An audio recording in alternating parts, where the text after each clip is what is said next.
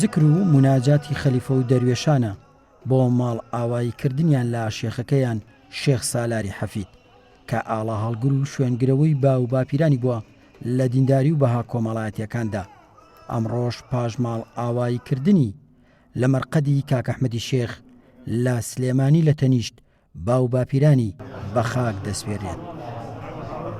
دوێنێەوە تەرمی جەنابی شێخ سالار لە میوانی تەکیەی ڕۆڤیەیە، میوانی حەزەتی شێخ ئیسماعیلی ولیانیە، خزمانمان لەوێ زۆر زەحمەتیان کێشا، زۆر سوپاسیان دەکەم. هەروەها سوپاسی هەموو دۆست و خزمانمان دەکەم، سوپاسی هەموو حیزب و لایەنە سیاسیەکان دەکەم، دام و دەستگاکانی شاری سلێمانی، یەکە ئیداریەکانی شاری سلێمانی، هەر لە جەنابی پارێزگار و هەر لە جەنابی بەڕێوەبەری ئاسایش و هەموو ئەوقاف و سوپاسیان دەکەین. ئەمڕۆ ئێمە کەسێکی خۆشەویست ئازیزێکی گەورەمان لەدەستداوە کە کاک شێخ سالارە. شێخ سالار شێخ ئەحمەد لە کۆتایی چلەکانی سەدەی ڕابردوو لەدایک بووە.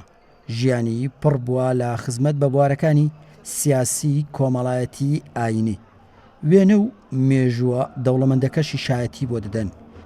کاک شێخ سالار کەسایەتیشی دیار بوو، وەکو جەنابەت باسر کرد، لە زۆر بوار کاری گەورەی کردووە، هەر لە بواری سیاسی لە خەبات. پیاوێکی ئاین پەروەر بوو، پیاوێکی کۆمەڵایەتی بوو، لە بوارەکانی مافی مرۆڤ ئیشی زۆری کرد، لە بواری ئاشتی کۆمەڵایەتی ئیشی زۆری کرد. گیانی شاد بێ ئینشەڵا جێگەی بەهەشتی بەرینە.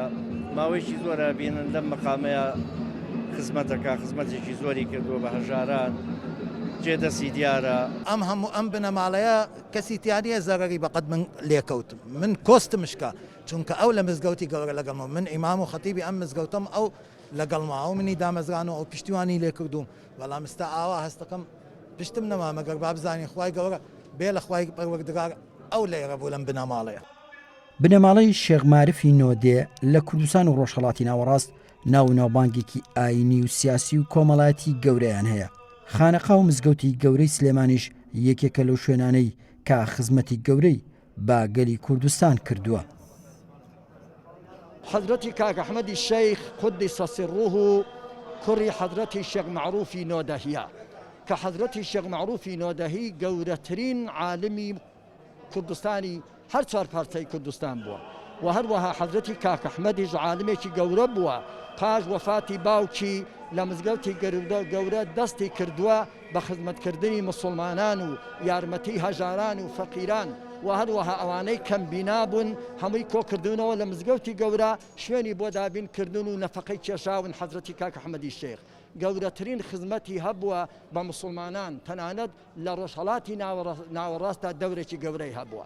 و لە پاش ئەویش کە وەفاتی کردووە بنەماڵەی حەفید، ئەوانیش بەپێی ئیمکانی خۆیان ئەم شوێنە پیرۆزەی حەزرەتی کاک ئەحمەدیان کوێر نەکردوتەوە، یەک لە دوای یەک تا دەگاتە ئێستا خزمەتی گەورەی ئیسلامیان کردووە و لەم شوێنە پیرۆزە کە مزگەوتی گەورەی شاری سلەیمانیە بەردەوام بوون.